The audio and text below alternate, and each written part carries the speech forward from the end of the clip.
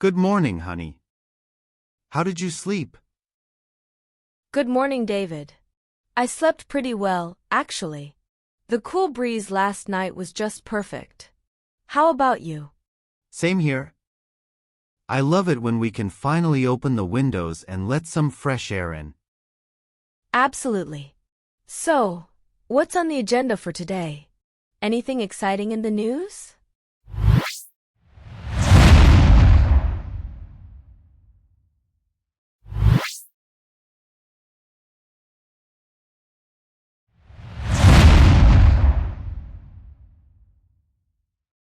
Just the usual mix of headlines. But speaking of exciting, I have this new training session at work starting next week. They're updating our customer service procedures, and apparently, it's going to be a pretty big overhaul. Oh, that sounds interesting. What kind of changes are they making? Well, they're focusing a lot on incorporating more digital tools. Things like automated response systems and better CRM software to track customer interactions. It's supposed to make everything more efficient, but it means a lot of learning new systems. That makes sense. Technology is really changing the way we do everything these days. Are you looking forward to it? I am actually. I mean, it's always a bit daunting to learn something new, but I think it will be good for us in the long run. Plus, I always enjoy a good challenge. That's the spirit. And who knows, maybe you'll find some new tech tricks to bring home and share. Yeah, you never know. How about you? What's new in your world? Oh, I started reading a new book for my class. It's a modern take on Shakespeare's Hamlet. The author reimagines the story in a contemporary setting, and it's fascinating. Modern Hamlet, huh? That sounds intriguing. How are the students liking it? They seem to be enjoying it so far. I think they appreciate the fresh perspective. It makes the themes more relatable to their lives. I can see that. Shakespeare can be a bit heavy for high schoolers. Anything to make it more accessible is a good thing. Exactly. Plus, it's sparking some great discussions in class. The kids are really engaging with the material. That's fantastic. You always have a knack for making literature come alive. Thanks, David. I do try. It's just so rewarding to see their eyes light up when they make a connection. I can imagine. You're an amazing teacher. Always have been. Well, it's easy to be passionate about something you love. And speaking of passion, what are you tinkering with in the garage these days? Oh, you know me too well. I'm actually working on restoring that old radio we found at the flea market. It's a bit of a mess, but I think I can get it up and running again. Really? That sounds like a fun project. I can't wait to see it once it's finished. Yeah, it's definitely keeping me busy. It's nice to have a little project to escape to. I get that. We all need our little escapes. Speaking of which, I was thinking of baking some bread this afternoon. Care to join me? Absolutely. I'd love to help. You know I can never resist your homemade bread. Perfect. It'll be a date. Maybe we can try that new recipe I found. Oh? What kind of bread are we talking about? It's a rosemary and olive oil bread. I found the recipe online, and it looks amazing. Sounds delicious. Count me in. Great. It's a plan then.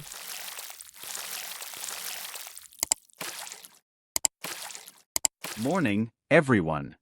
Morning, Alex. How did the interview go yesterday? Not great, to be honest. It was for this tech startup downtown. I thought it went well at first, but then they started asking these really specific technical questions, and I just blanked. That sounds tough.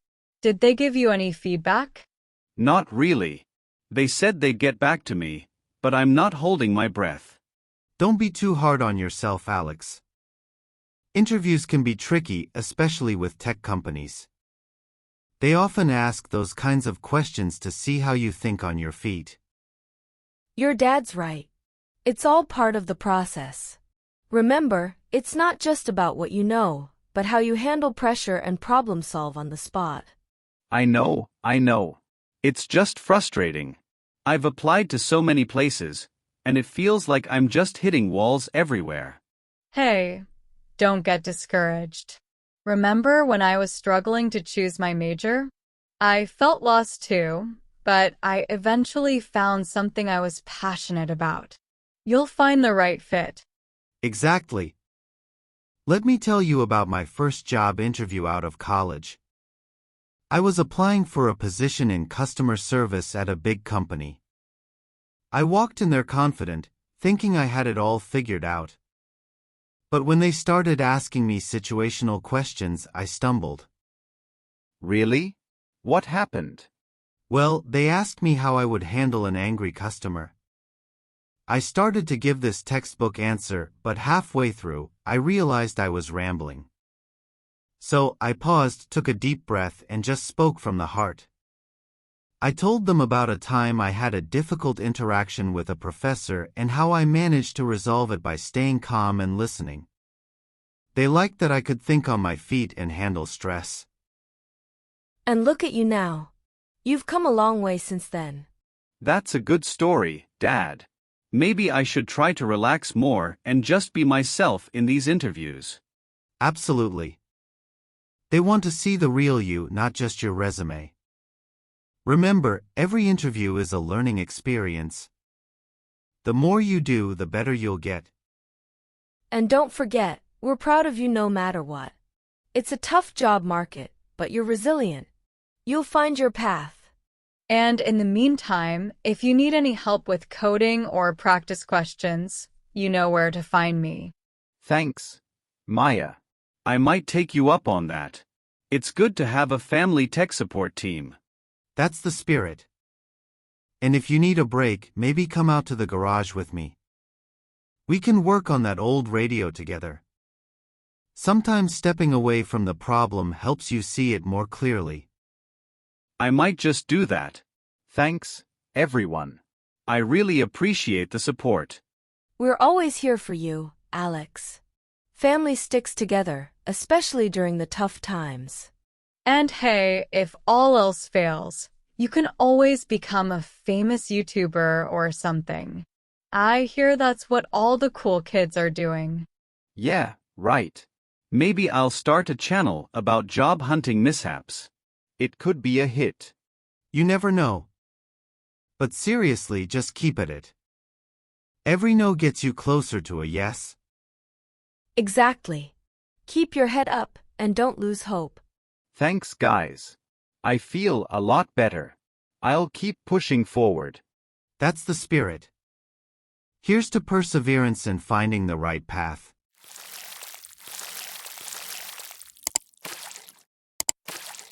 What about you, Maya? I was finishing up an assignment for my environmental science class.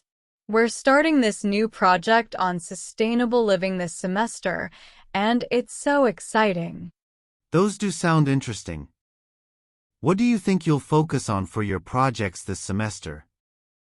Well, for environmental policy, I want to research the impact of local legislation on pollution levels. For sustainable agriculture, I'm thinking about starting a small community garden on campus. And for the social justice class, I want to explore how environmental issues disproportionately affect marginalized communities. Wow, that's a lot on your plate. But knowing you, you'll handle it all brilliantly. Just make sure to leave some time for fun, okay? Don't worry, I will. I'm really passionate about these topics, though. It's hard not to get completely absorbed in them. It's wonderful to see you so passionate, Maya. And it's such important work. How's the community garden project coming along? It's still in the planning stages, but I've got a group of students who are really interested in helping out. We're meeting next week to start figuring out the logistics, like where to plant, what to grow, and how to get the word out to other students and faculty. That's fantastic. Community gardens can make a big difference. It's not just about the food, it's about bringing people together and promoting sustainability. Exactly. And it's a great way to educate people about where their food comes from and how they can grow their own. I'm so proud of you, Maya. You're making such a positive impact. What about your other projects? For the environmental policy class, I'm thinking about focusing on our city's recycling program. There are a lot of gaps in the system, and I think we could do a lot better. I've been reading up on best practices from other cities, and I have some ideas on how we could improve. Sounds like you're ready to take over the world. Just make sure to remember us little people when you're a big environmental leader. Of course, Alex. I'll always remember my humble beginnings at the Miller breakfast table. It sounds like you've got some ambitious plans, and I'm sure you'll do great. If you need any help with your projects, don't hesitate to ask. Thanks, Dad. I might take you up on that, especially with the garden. I could use some advice on getting started. You know, Maya, it's great that you're so passionate about sustainability and social justice. Have you thought about what you want to do after graduation? Any specific career goals? I've been thinking about that a lot lately. I'd love to work for a nonprofit focused on environmental advocacy, or maybe even start my own organization someday. I just want to make a difference, you know? That's a wonderful goal, Maya. And with your drive and passion, I have no doubt you'll achieve it. Yeah, you've got the determination and the smarts. Whatever you choose to do, you'll be amazing at it. Thanks, guys. So, any exciting plans for the weekend? The usual, I guess. Maybe hit the gym, work on my resume some more. The job hunt continues.